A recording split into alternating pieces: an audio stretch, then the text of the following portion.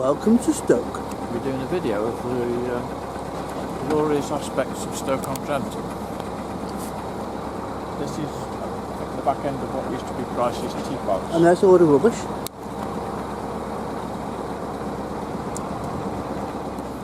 This is Longport. So one foot draft up there. This is that won't fit on this canal, so we'll do it by road. Steelite International, one of the few potteries still left in Stoke-on-Trent. Well, that isn't derelict. Now, I think this one that we're approaching is where they did the Great Pottery Chuck-Off, or Throwdown, or whatever they called it. I'm sure somebody must have watched it. I didn't. I think it was filmed here.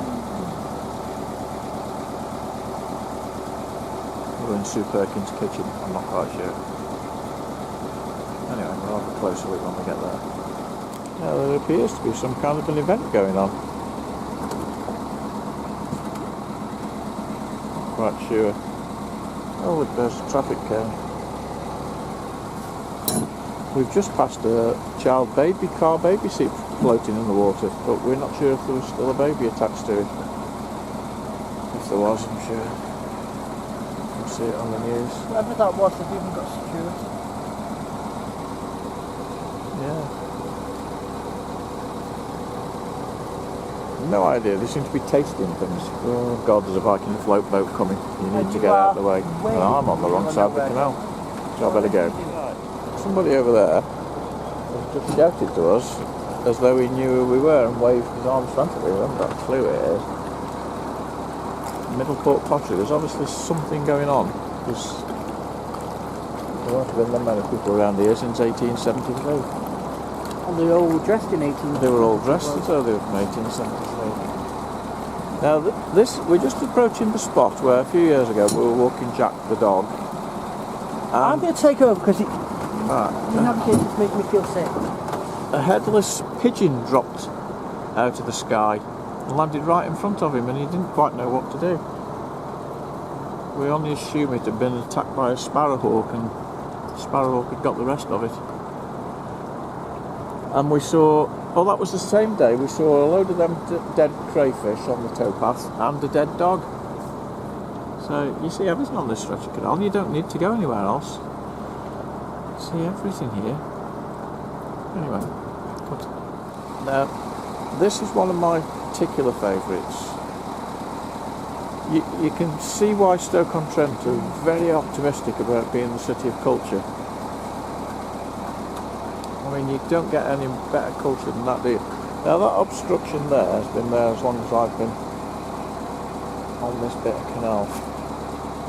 And it doesn't look as though it's going to be long before something comes down and joins it. I don't think my son hat would be much protection, to be honest.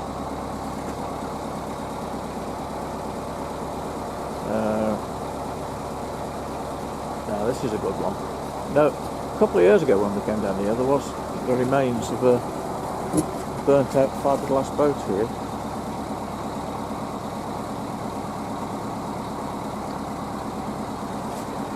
But I think the fishes have eaten what's left of it.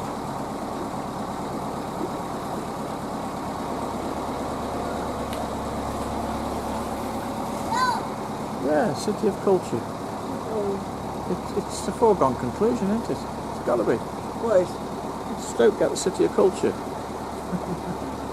Well, they're wasting enough of taxpayers' money on it, put it that way. Anyway, the good thing that can be said about this stretch of the journey is the sun shining. So there's old cars and half buildings likely to be in here, so I'm going to put the camera down because we need to take evasive action. That's the arse end of that building that was passed. Well, I think every end of it's an arse end. It's not all doom and gloom. Look, this is quite a modern place. This is where they store people who don't want to go to work.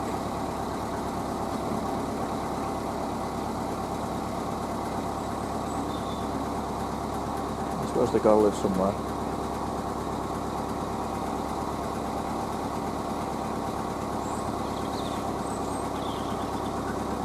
we've got some more award-winning architecture here.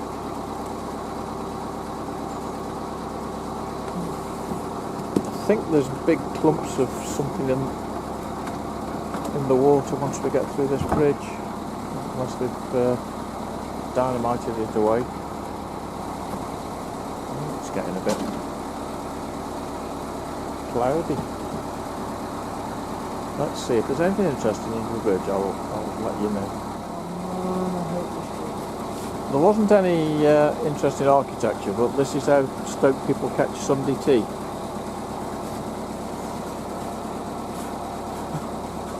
You're so cruising for a breathing job. Did you start? I'll just say it as it is. I'll be back in a bit. Up in the distance is the Asda where we normally do our shopping. But we only drive in quickly and then drive out again. And Marks and Spencer's. And there's some more Stokies trying to catch the tea.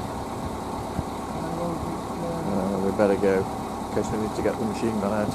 I've got to do an amendment to my previous statements, because we've just said we've never seen so many polite fishermen who've thanked us for our slow speed. What they don't realise is I always drive like an old granny, but it's nice to be appreciated. Anyway, on that note, I'll go back to sarcasm. But once again, it's not all doom and gloom.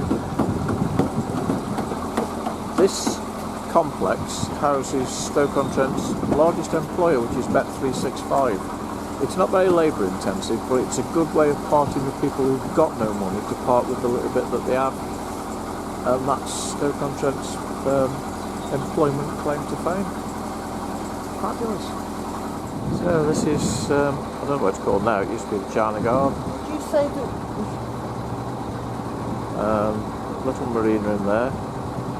There's a Black Prince, they're responsible for kicking out loads of uncontrollable missiles called hire boats. Oh, it's busy here. We were going to go over there and get some water, but they're queuing up because we're going in that direction.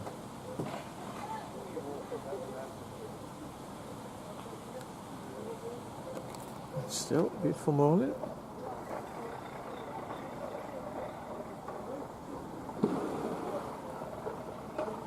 Oh, there we go, the lock's opening. Now, as you can see, this is Stoke Locks. It's not a nice one.